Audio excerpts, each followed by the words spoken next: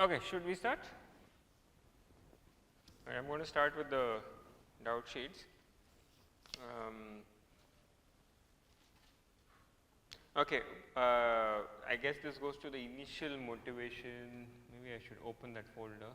Yesterday when we were talking about preconditioned CG, we came up with, where is it gone? Yeah. Is A hat symmetric, positive, definite? We can clearly see that it is positive, definite. Question is, why is this symmetric? Why is Z transpose A hat Z a symmetric, sorry, why is A hat a symmetric matrix?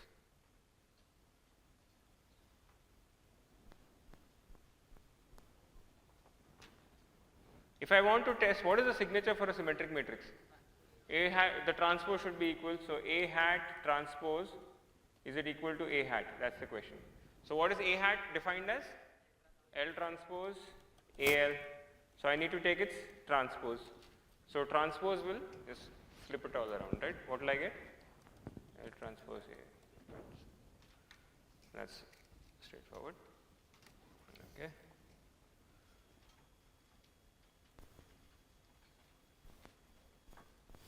Right. If we can use the SVD to get a low rank approximation of A, remember the problem was that A had a bad condition number. So the student is asking, if we use SVD to get a low rank approximation of A, it would also decrease the condition number. Can we use this low rank approximation in conjugate gradient method and get similar offset as effect as preconditioning? What do you think? Computational effort for SVD. SVD itself is what complexity? Order n cube, right? So if I'm going to do a SVD to get a low rank approximation, I've already done the hard work, right? So as it is, it's not a good idea. However, there are some inexpensive techniques to get approximate, like you don't have to do the entire SVD, you could just get a few of the eigenvectors. So those again fall into the domain of linear algebra. You could use those techniques to get some approximation, right, which has a better condition number. Remember, we don't need something very, very exact. We just need some trick to improve the condition number so that our iterations speed up. So again, this falls in the domain of numerical linear algebra, which we are not going to go into detail. So Omkar's question is, what is the order of the difference between A and KK transpose, right? The incomplete Cholesky and the actual matrix.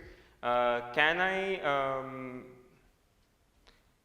the magnitude of this difference be limited while maintaining the sparseness of K and the low computational cost? That's one question. A related question is, why incomplete Cholesky gives a sparse matrix only? And okay, so and another is, how do you compute the incomplete Cholesky decomposition, right? So these are all questions of numerical linear algebra. We are not going to do it in this course. The algorithm itself of incomplete Cholesky is quite straightforward. You Wikipedia, you get a pseudocode. If you wanted to just implement it, you can. Okay, understanding would require reading a text in numerical linear algebra. This would not be done in a first course on linear algebra. This is numerical linear algebra. I think the math department has a course for it. Calling a matrix with bad condition number means you have calculated it, which in turn requires calculating A inverse. So what the student is saying, that the definition of the condition number is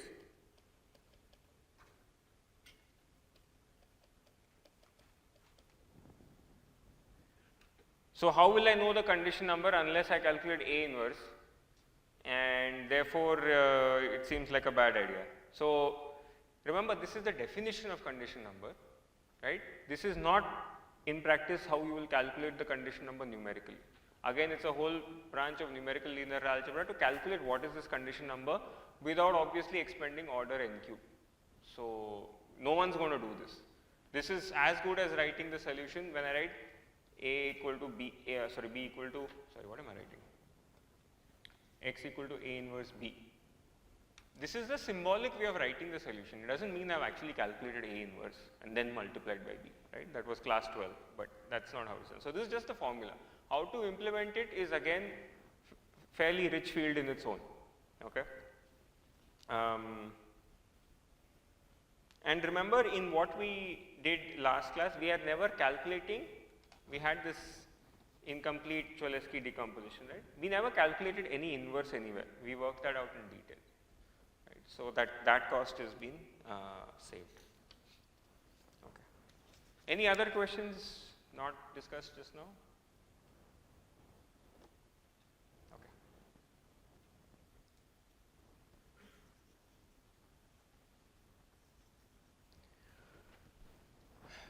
So what we have done so far is we have completed the basic version of conjugate direction method.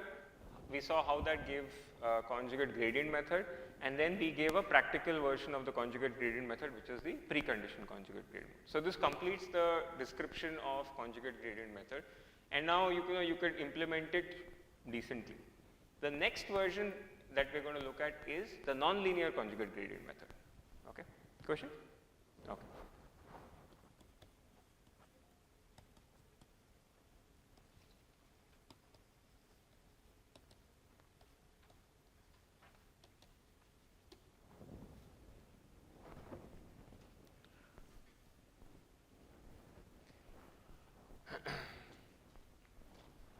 So in your usual conjugate gradient method, usual CG, the cost function which we had written was a quadratic form, right? And we had written it as half of x transpose AX minus B transpose X, right? And we said this is the same as effectively solving AX equal to B. Why? Because grad fx equal to 0 was AX minus B. Okay. Now, having experienced the success of the usual CG method, the question that comes is, can phi be a general convex function? What do I mean by a general convex function? Means not just a quadratic form. There can be other functions which are convex but not quadratic forms. Remember the definition of convexity, right? We had drawn the graph and function value lies below. So this is one question. The other question is, it's related to this, can phi be a non-linear function? So this is, if you pose this question, the answer turns out to be a yes. But we have to obviously make some modifications for this to work. And these modifications are sort of more or less common sense, right? So what changes will we have to make? Can you think of, looking at the recipe of the usual CG, what would be the first or one of the things that changes? So what was the special property of the quadratic form that got used in the CG method? Positive definite, but now we no longer have positive definite. Okay, so positive definite is out. Some general function has come to us. How did we calculate step length in CG? It was exact step length, right? Can I do that here? I cannot do that here. Why? Because, I can do it, but it's going to be very expensive. So I have to give up exact line search and replace it by inexact line search, right? So step length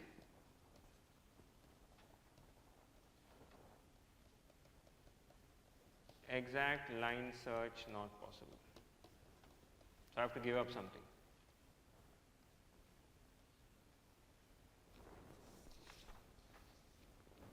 Okay.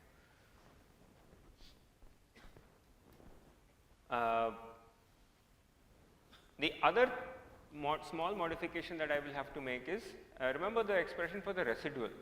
The residual was what? Ax minus b. Now there is no a and b, right? So what should I, if you were in charge of affairs, what would you replace the residual expression by? Grad fx, right? So that's the second change that you need to do. Replace Rx equal, sorry, not equal to y grad f of x. Okay.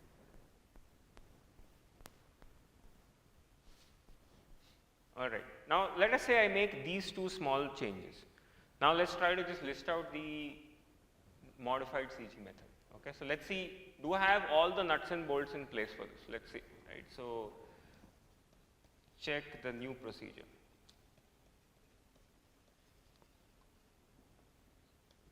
Step 1 was what? In our usual CG, I have picked a, let's say I've picked x naught. That's randomly chosen. What would be the next step? Grad fx, okay, I can calculate grad fx naught. Okay, obviously I have access to calculating function and gradient value. So I calculate grad fx. How does this help me? This gives me R0, which is related to minus P0, right? So I've got my initial direction to go into. Okay. What do I do with this next? I've got the direction in which I have to go to. What do I need to go to x1? Alpha 0, right? So to, therefore, I need alpha 0. How am I going to get this? Step 1, I mean the first thing over here, right? I don't have an analytical expression for alpha, no problem. I replace it by a module of inexact line search. I can do that, right? So inexact line search, right? That took me to x1. Okay. Now I need to update my p, right? So what was my original expression for pk plus 1? We said that it is related to the residual, or in this case now the gradient, plus some linear coefficient times the previous search direction. Now if you look at the expression for beta k plus 1, if I just replace the residual by grad, what will I get?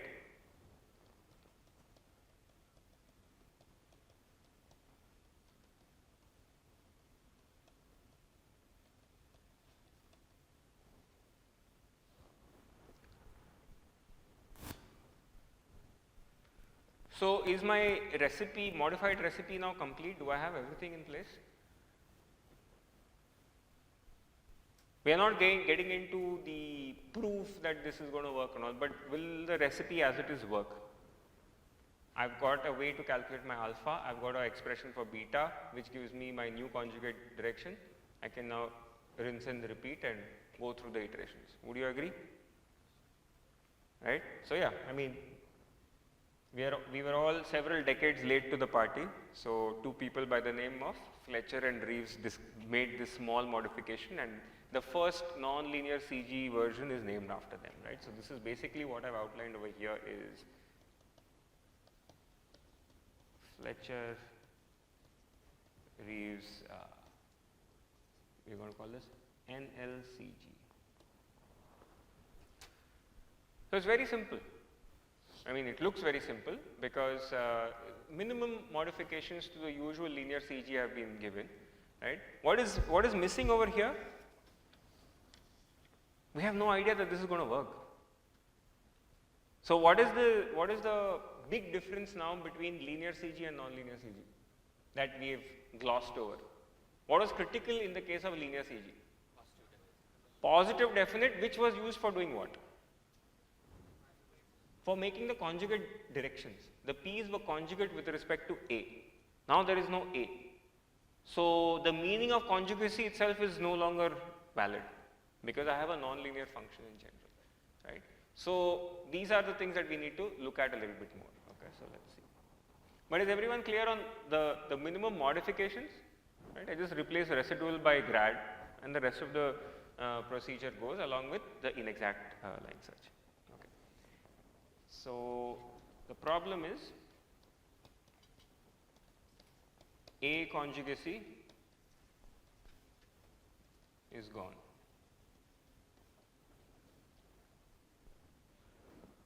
If conjugacy is gone, what can I do? How can I still save the story? The hint is think of gradient descent. In gradient descent, I did not have A conjugacy, I had something else. What was that something else? orthogonal, right? Orthogonal to, not orthogonal. That was a consequence, but what is the more primary property? What did I ask for the search direction? It should be a legitimate descent direction, right? In gradient descent was a special case where it was exactly in the negative gradient, but in general, remember that cosine theta, as long as I am in making a acute angle with the negative gradient, I am guaranteed that to first order that my function value is going to decrease, and we call that a legitimate descent direction. So since A conjugacy is gone, we at least should have something, right? So that something is fallback on ensuring that P is a legitimate descent direction. Okay. So Pk needs to be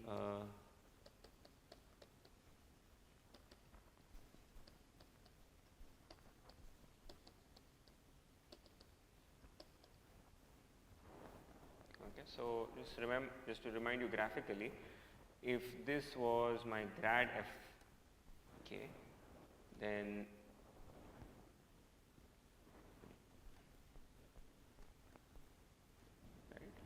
my theta k had what range from minus pi by 2 to pi by 2.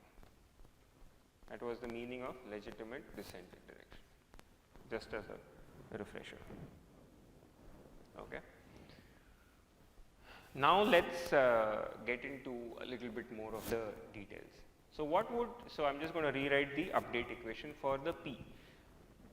Am I satisfying this at the start of iterations with P0? I am, trivially, because I'm starting with P0 equal to minus R0, which is minus grad fx. So I'm satisfying it at the starting, which is great.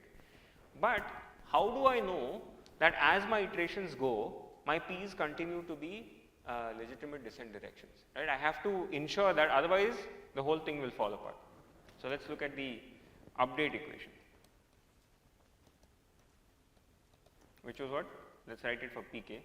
So Pk was minus grad Fk plus beta k Pk minus 1. Okay.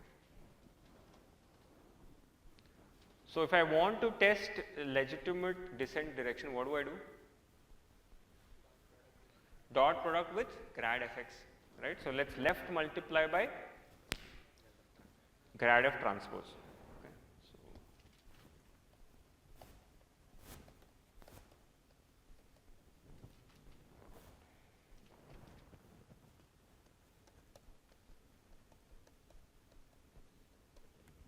what is the first term on the right hand side?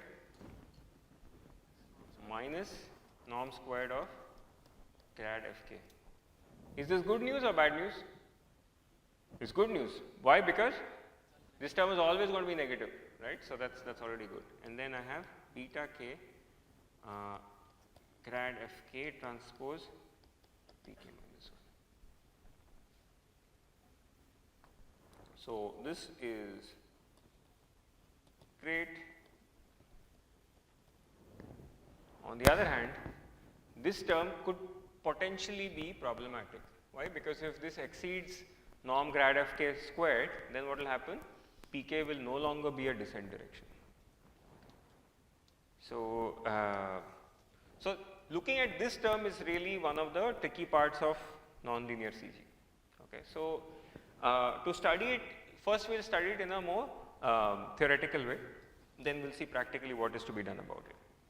So, let us say, just for sake of argument,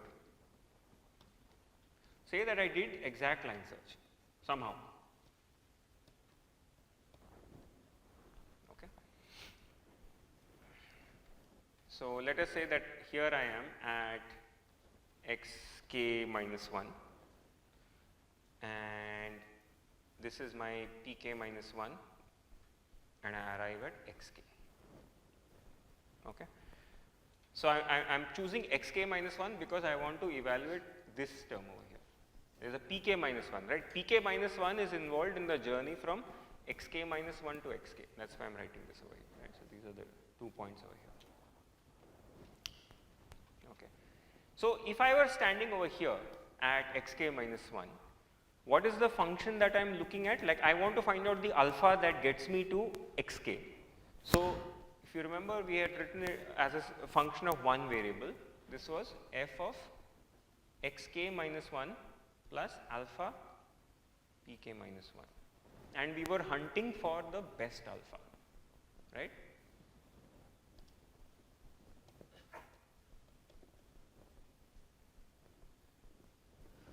And whatever best alpha I get, what will I call that? I will call that alpha k minus 1. Right? Once I find it, I will call it alpha k minus 1, whether by exact or inexact line search. Let's now, for sake of argument, assume that I did exact line search. Now, what was the defining feature of an exact line search? d phi by d alpha should be what? 0. Right? So if I did exact line search, it would imply that d phi by d alpha should be equal to 0. By multivariate chain rule, what happens to the right hand side? Grad this transpose pk minus 1.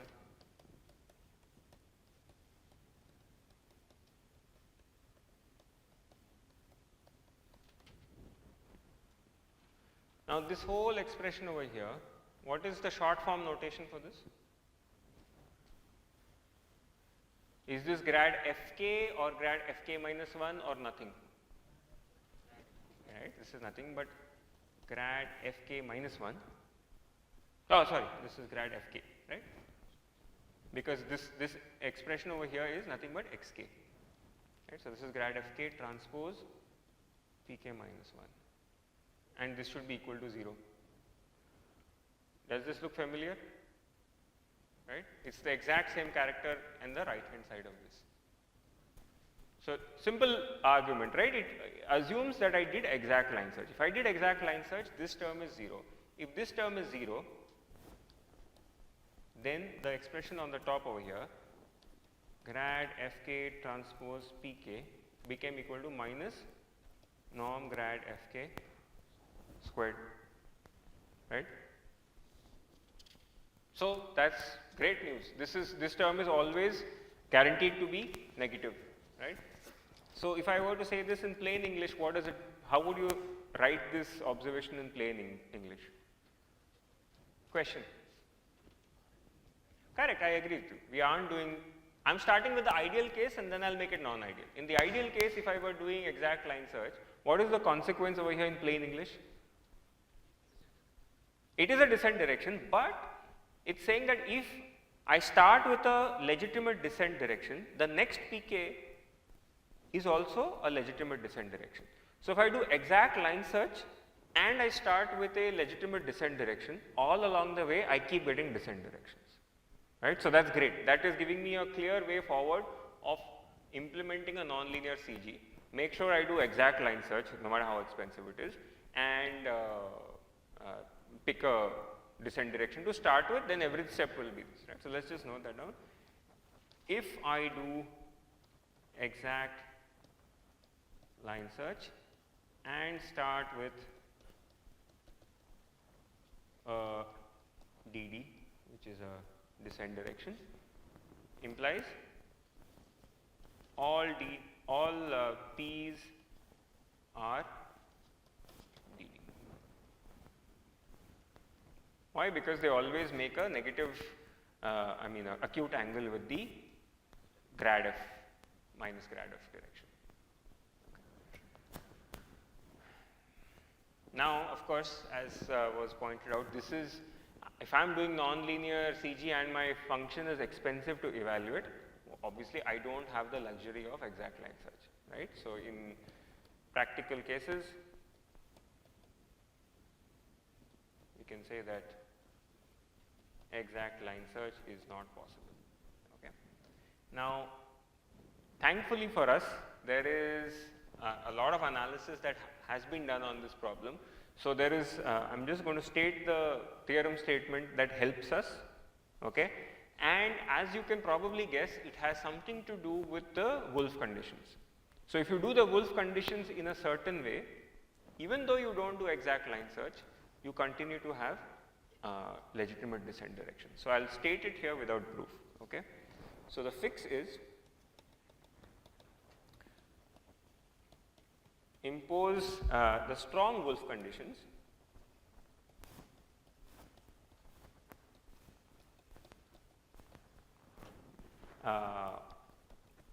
with the following.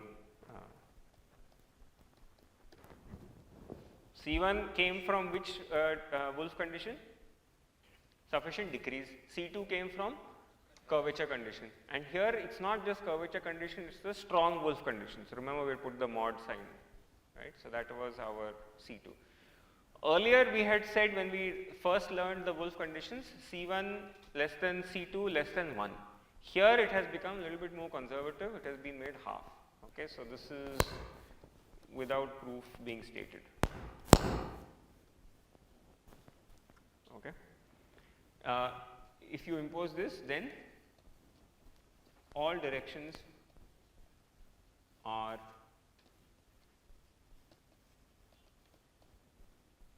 very, very simple to implement condition, right? So that's why it gets implemented a lot in nonlinear optimization, right? So that's all we need to do. We give up our exact line search, we replace it by an inexact line search, make sure that the Wolf conditions are followed in this way, and I go back to this recipe over here, the Fletcher-Reeves recipe over here, start with minus grad f, walk through the steps, and everything works out. Now, it's hard to, so this is one of the first versions of nonlinear CG. As you can imagine, when people would have implemented it, there were some issues that came up. Okay, so there are actually several versions, or you can say cousins of nonlinear CG which are there. I'm going to cover only one more. There are several more, but I'll cover the two main ones. This is the first one that you should know because it's the closest related to the linear CG. Okay. Now, what happens is when you look at this situation over here, the geometry of pk and minus grad of k. Legitimate descent direction means that this angle should be acute, right? Now, it is in many problems observed. So, I am giving you an observation, I am not proving it or anything, an empirical observation, that if you take this Fletcher-Reeves method, after several iterations, what starts happening is that this angle theta k tends to pi by 2. Okay? Now, if it tends to pi by 2, what's going to happen? I kind of get stuck because I'm not proceeding in a descent direction. So, I'm kind of going along the contours of the cost function, right? And so, progress is stopped. So, let's just make a note of this. Often, theta k tends to pi by 2. It is still strictly less than pi by 2. So, it is a legitimate descent direction. But if that angle becomes really, really small, then I cannot progress. Okay? So, knowing that this nonlinear CG has sort of been cobbled together like almost like a cooking recipe, if you were in charge of fixing it, how would you fix it? It doesn't require any fancy math. So, let me keep this over here.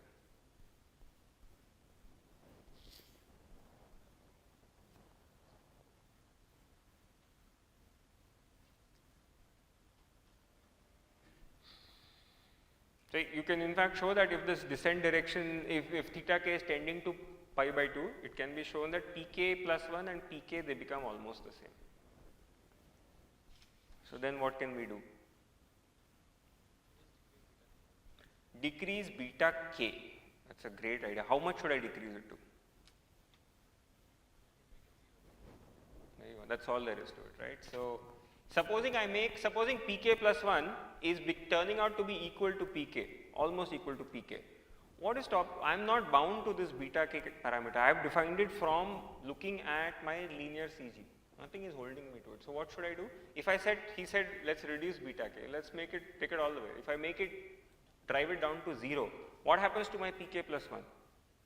It becomes minus grad fk plus 1, which is a great descent direction, right? So, that's actually what is done. So, set beta k equal to 0. Rather, this is called a reset, because it is resetting the descent direction. Okay. Again, we were late on the scene, so the guys who figured this out got their name to it. Polak Ribeir. Can never get the I's and the E's correct.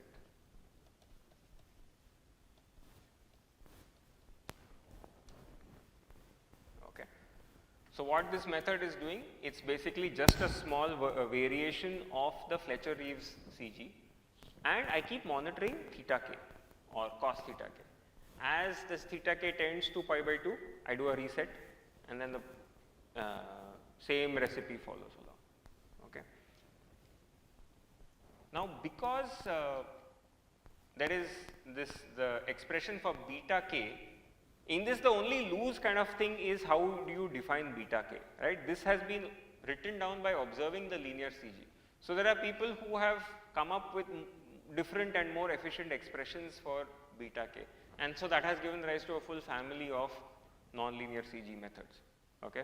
The theoretical analysis of it is quite difficult, so people will do it heuristically. You try several different versions and you see it will work well on a nonlinear, the Polak Ribeir may work well on one problem, Fletcher-Reeves will work well on another problem. So it's hard to say anything very definitive about it, but these are the options available. If you use a numerical linear algebra library, they'll give you headers for all of these different versions for you to try out, okay, for that reason. Okay, so this is in a nutshell your nonlinear CG method. Okay, it's the only theoretical thing of importance over here which we didn't derive was the fact that this one over here. As long as I maintain this Wolf condition with C2 less than half, everything goes through and you have a thing, right. So if you have a nonlinear method to optimize, here is a very, very simple recipe that you could do. What is the other simple recipe that we have? Gradient descent. Gradient descent. Right. So how will you decide when to set beta k equal to 0? Again, it's a heuristic.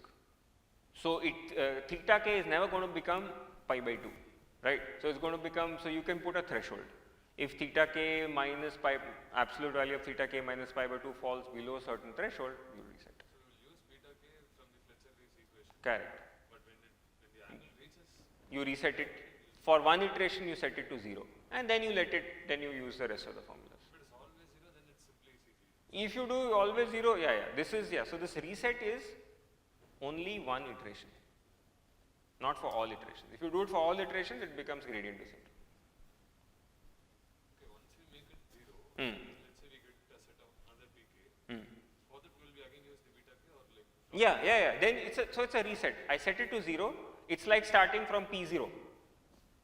Now I follow the rest of the recipe. So it's like something is getting bad, you reset it. Then something is getting bad, you keep resetting.